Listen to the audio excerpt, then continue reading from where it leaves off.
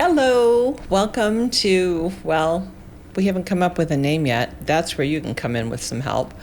But let's call it my first podcast, and I've named it, as of today, Dishin' with Debra. Could need some work. And I'm thrilled to say that I have one of my, not only dear friends, but she's also designer to the stars and many of my clients. And we have been talking about what do we love about the holidays, and especially what do we love gifting at the holidays. So we have come together with our 5 favorite gifts for friends and family. Take it away, Jen. Hi. Yes, so I came today bearing a gift for my dear friend Debra, and it happens to contain one of my favorite things. I not only bought one of these for myself, and I will explain why, but I now put them in clients' homes since I found this fabulous designer. So I am going to have Debra open it. I love opening Merry presents. Christmas and Thank happy you. holidays, my friend. All right. Oh my God, it's wrapped so beautifully. My presents do not look quite so. Oh, her present looks beautiful.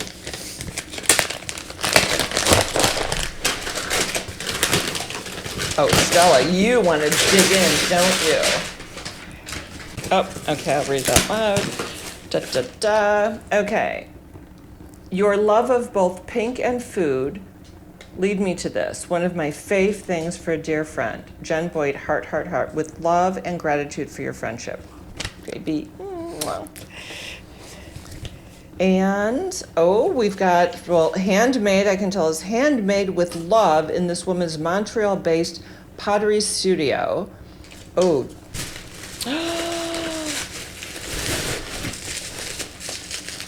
It is pink! Oh my God. Pink and gold. Oh, there we go. Oh my gosh, it's beautiful. How beautiful is that? There we go. So I got you. This is an Gorgeous. olive cruette by Julie Duguay. She's based out of Montreal, Canada, and does absolutely beautiful ceramic work. Everything's handmade.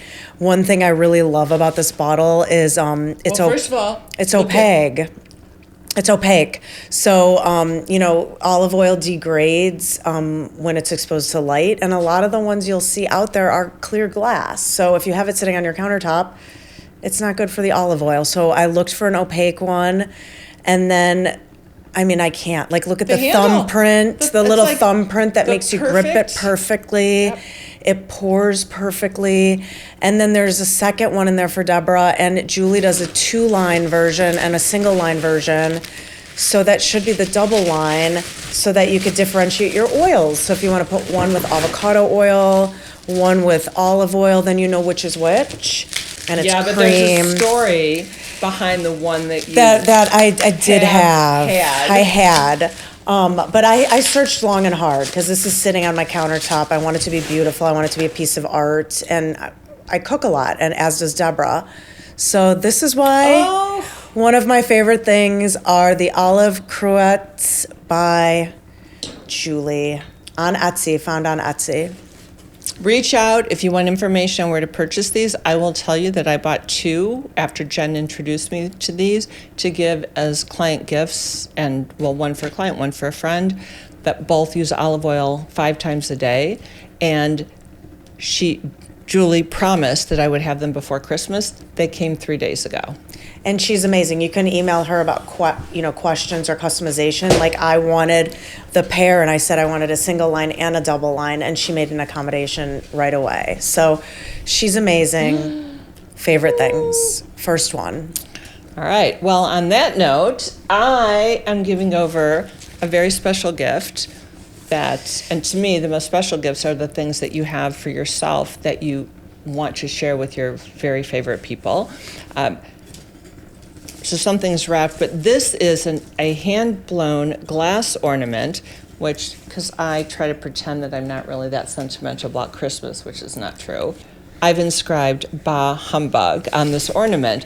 This ornament is one of many that I have that were shipped to me by my brother and sister-in-law from the Czech Republic, and they are all hand-blown glass ornaments with this flocking that is also hand-applied, and they're so beautiful and so delicate. So, and they've made their way across the ocean. Oh, it's so beautiful. Thank you.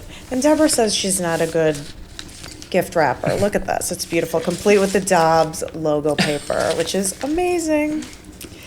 All right. Well, I want to make sure I don't break this ornament. We have Debra's furry friend in the mix with us here today. Hi, Stella. Stella is here. And then And you are correct. That is, so my sister-in-law designed that wrapping paper. Beautiful. Sunday suppers. And I've heard so much about this book, and I've attended a Sunday supper at Debra's house. So this is very kind. Thank you so much. There's an inscription if you would like to read it. I of course will. One of my favorite cookbooks to gift to everyone that I love and that my daughter and I use quite often when we are preparing Sunday supper. It says, "My most cherished memories are the many Sunday suppers with friends and family at Chez Dobbs.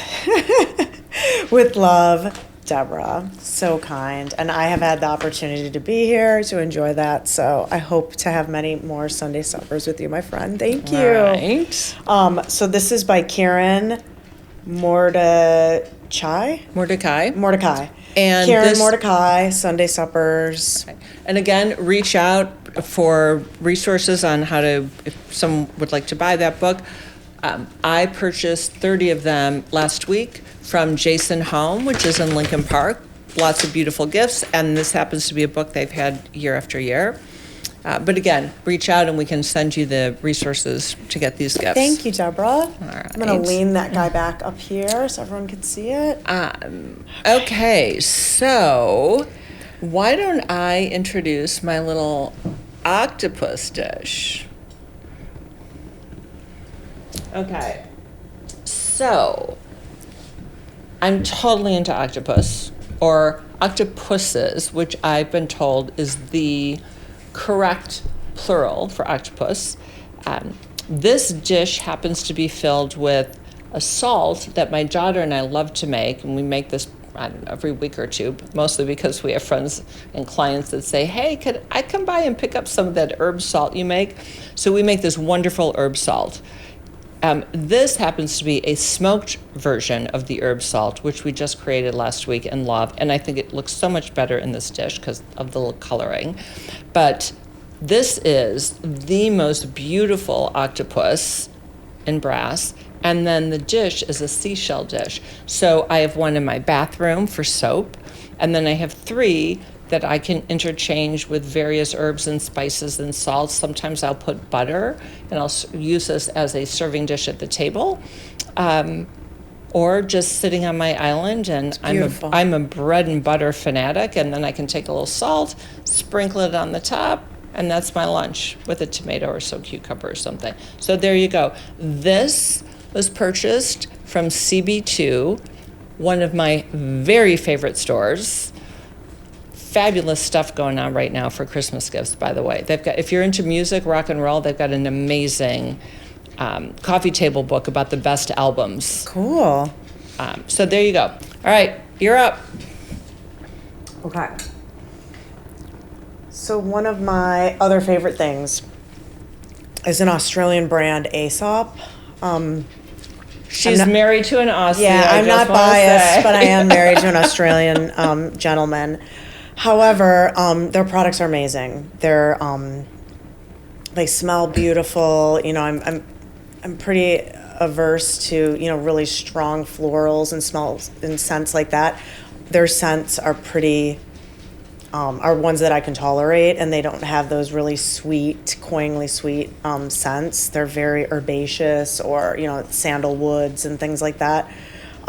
This hand cream not only is amazing as far as performance and keeping your hands moisturized, especially during our brutally dry winters, but it smells fantastic. So I put it on at night and literally like inhale my hands before I go to bed, and I give it to pretty much everyone I know. I think I gave this All to right, Debra. give it over. I want to try it. I think I gave it to you last year for Christmas. You did. So, Aesop Resurrection hand cream in the pink tube, the pink metal tube. Amazing product, wonderful gift.